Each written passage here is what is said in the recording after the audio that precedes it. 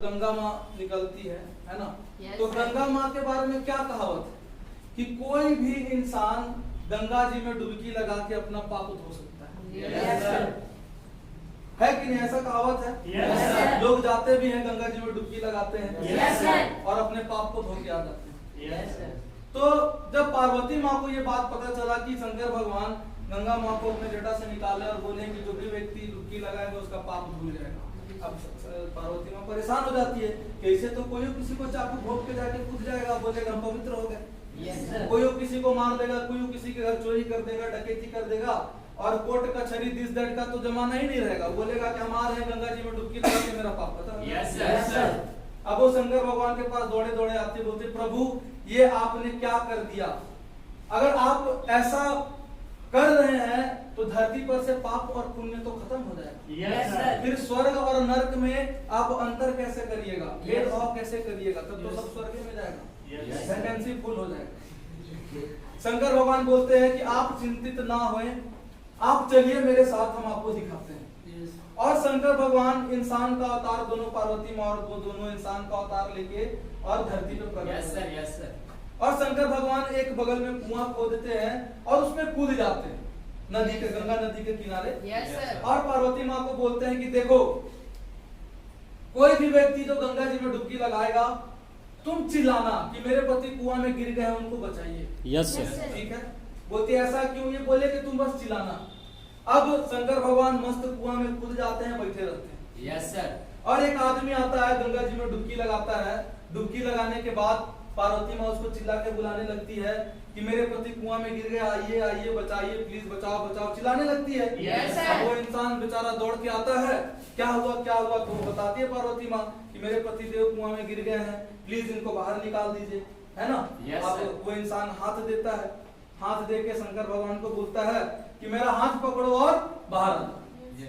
शंकर भगवान बोलते हैं कि देखो हम तो तुम्हारा हाथ पकड़ के बाहर आ जाएंगे, कोई दिक्कत नहीं, लेकिन अगर तुम जिंदगी में कभी भी कोई पाप किए होगे तो मेरे जगह पे तुम फंस जाओगे और हम बाहर निकल। अब जैसे ही वो हाथ दिया था वो हाथ वापस गिर लेता है और वहां से चला जाता है। कुछ देर के बाद दूसरा व्यक्ति आता है, वो भी गंगा जी में डुबकी लगाता है और पार्वती माँ उसको भी चिल्ला के बचाओ बचाओ करके बुलाती है। वो फिर आता है शंकर जी को बोलता है कि लो मेरा हाथ पकड़ो और हाथ पकड़ के बाहर आ जाओ।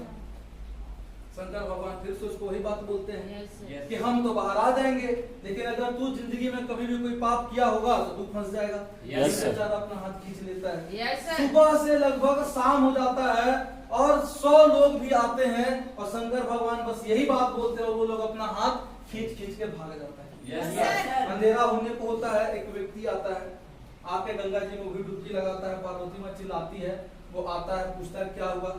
तो वो बताता है कि बताती है पार्वती माँ कि सुबह से मेरे पति देव जो हैं इस कुएं में गिर गए हैं और कोई भी व्यक्ति इनको निकाल नहीं रहा है, आप प्लीज मेरी सहायता करें और मेरे पति को बाहर निकालने में मदद करें।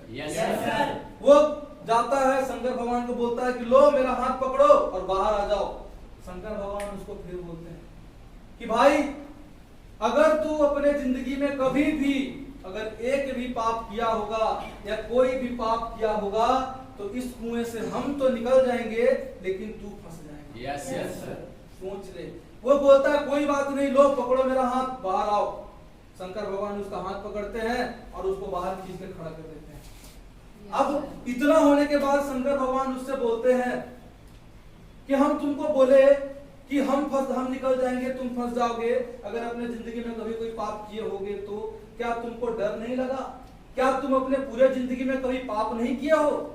तो बोलता है कि पाप तो बहुत किए हैं हम, लेकिन अभी तुरंत गंगा जी में सारा का सारा पाप धो के आ रहे हैं, इसीलिए हमको विश्वास था कि मेरा सारा का सारा पाप धुल गया, इसीलिए हम तुमको खींच के बाहर कर दिए। जब पार्वती माँ दृश्य को देख रही होती, वहीं पे सुनती है, तब उनको समझ में आता है। शंकर भगवान बोलते हैं कि सिर्फ गंगा जी में डुबकी लगाने से पाप नहीं धुलेगा, मन में विश्वास उसी प्रकार से माय डियर फ्रेंड, सिर्फ इस इंडस्ट्री में कदम रख लेने से कोई कामयाब नहीं हो जाता है, उसको विश्वास करना पड़ता है कि नहीं, जब सर कामयाब हो सकते हैं, जब मैम आगे बढ़ सकती है, तो आज नहीं तो कल मेरा भी बारी आएगा।